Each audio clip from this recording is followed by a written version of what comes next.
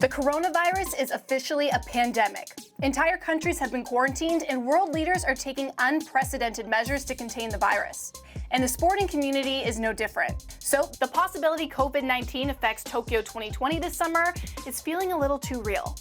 New cases in China are reportedly slowing down, but they're rising in the rest of the world.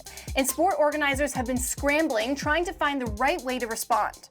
It began with events happening in empty stadiums. Then, leagues around the world, including the NBA, NHL, MLB, and MLS, suspended their seasons. And then came the endless list of cancellations, the most recent in Canada being the Women's World Hockey Championships in Halifax, the World Figure Skating Championships in Montreal, and multiple World Curling Championships. So with all this insanity and the Olympics scheduled to start July 24th, where does Japan fit into all of this?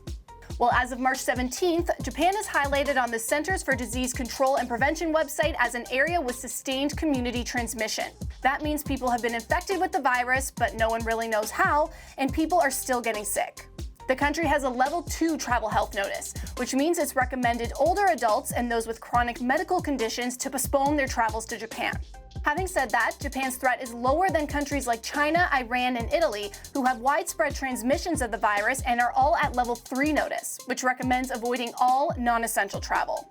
So it goes without saying Japan is working to contain the virus. Volunteer training for the games has been postponed, the torch relay has been scaled back, and a few test events have been canceled. Japan's prime minister already requested schools across the country to shut down, and many companies are encouraging employees to work from home. Despite sitting tight and maintaining strong messaging that the games will still start July 24th, the world's evolving response to the pandemic has forced the International Olympic Committee to respond. In an official communication, the IOC admits COVID-19 is affecting the preparation for Tokyo 2020, but considering there's still months to go before the games, they say there's no need for any drastic decisions at this stage, and that any speculation at this moment would be counterproductive. But one of the biggest issues in this Olympic question mark is qualification. To date, 57% of athletes have qualified for the games, but canceled events and increasing travel bans are making things complicated for the 43% who haven't. The IOC said they're working with international and national sport organizations to make adaptations to the process.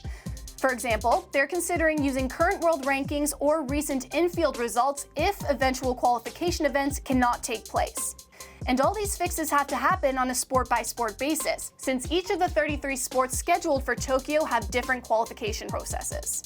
But while the IOC works on making the Olympics happen around COVID-19, insiders and media have been throwing around other potential realities. Longtime IOC member Dick Pound said the games would more than likely be canceled than postponed, and that decision would need to happen by May. But then Japan's Olympic minister mentioned the country's contract only specifies the games have to be held in 2020, suggesting they could postpone it in the calendar year. Others say that situation is unlikely because it'd present huge logistical conflicts, especially for the game's biggest broadcasters. For example, NBC, whose broadcast schedule will be filled with other sports later in the year, and they've already sold over $1 billion in ad revenue. If the IOC is forced to cancel the games, it wouldn't be unprecedented, but it's only ever happened because of war in 1916 and again in 1940 and 44. And then there's the fact, if the 2020 games were canceled, insurers would lose billions. And the losses will only grow as the decision to cancel drags on. Then there's the fact neither the Olympics or the Paralympics have ever been postponed. So the truth is, exactly how the coronavirus will affect the Olympics is still up in the air. But under the current conditions, and probably until the 11th hour, the games are starting July 24th.